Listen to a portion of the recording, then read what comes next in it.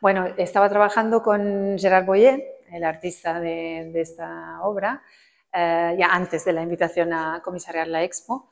Él tiene un trabajo de más de 10 años sobre exploración personal y documental del territorio de Tarragona. Y justo cuando me invitaron a comisariar esta Expo, estamos trabajando en una de las partes. El proyecto se llama Intermezzo y tiene 3 partes. Esta es la tercera, que está dedicada a Callipolis. Entonces, nada, ya estábamos trabajando en la edición de este proyecto, que es a largo plazo, y empezamos a pensarlo para este espacio, para el Centro de Arte de Benidorm.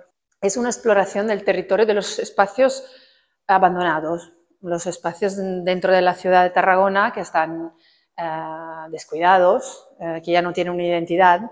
En lo específico, en este proyecto, es la zona portuaria de Tarragona. En Callipolis, claro, hay muchas capas. Hay la capa histórica, hay la capa antropológica de quién ha pasado por ahí, social, y sobre todo una capa ambiental que tiene que ver con la naturaleza.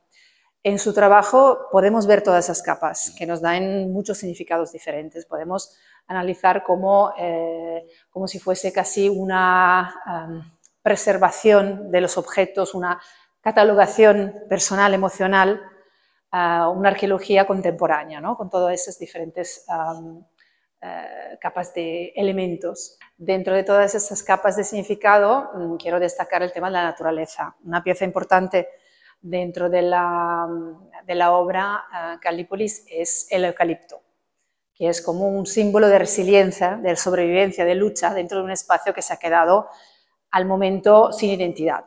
El eucalipto entonces representa esta capacidad de la naturaleza que después de la intervención humana, después del descuido y del abandono, vuelve a renacer. Es un poco un mensaje de observación sutil, de observación cuidadosa de los espacios que ocupamos y también una esperanza para el futuro.